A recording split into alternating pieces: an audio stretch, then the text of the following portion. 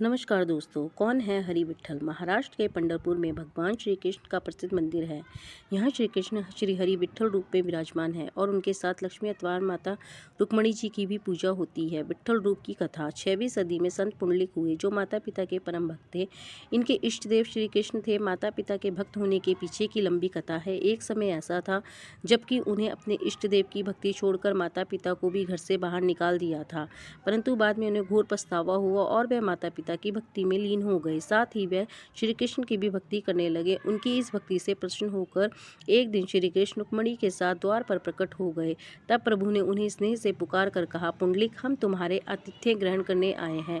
उस वक्त पुंडलिक अपने माता पिता के पैर दबा रहे थे और उनकी पीठ की द्वार की ओर थी। पुंडलिक ने कहा कि मेरे पिताजी शयन कर रहे हैं, इसलिए अभी मैं आपका स्वागत करने में सक्षम नहीं हूँ। प्रातः काल तक आपको प्रतीक्षा करना होगी, इसलिए आप इस ईंट पर खड़े होकर प्रतीक्षा कीजिए। और वह पुनः पैर दबाने में लीन हो गए। भगवान ने अपने भक्त की आज्ञा का पालन किया और कमर पर दोनों हाथ धरकर और पैरों को जोड़कर ईंटों पर खड़े हो गए। ईंट पर खड़े होने के कारण उन्हें विट्ठल कहा गया। उनका यही स्वरूप लोकप्रियता हो चली। इन्हें विठोबा भी कहते हैं। पिता की नींद खुलने पर बाधा पुंडलिक ने द्वार की ओर देखने लगे, परंतु तब तक प्रभु मूर्ति रूप ले चुके थे। पुंडलिक ने उस विट्ठल रूप को ही अपने घर में विराजमान किया।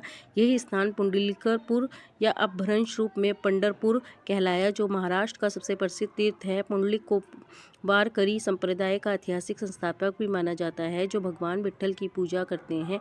यहाँ भक्त राज पुंडलिक का स्मारक बना हुआ है। इसी घटना की याद में यहाँ प्रतिवर्ष मेला लगाया जाता है। श्री हरि विट्ठल जी के कुछ मंत्र हैं जो आपके समक्ष प्रस्तुत हैं। ये कहानी विट्ठल के रूप को दर्शाती है और विट्ठल के बारे में बताती है। धन्यवाद।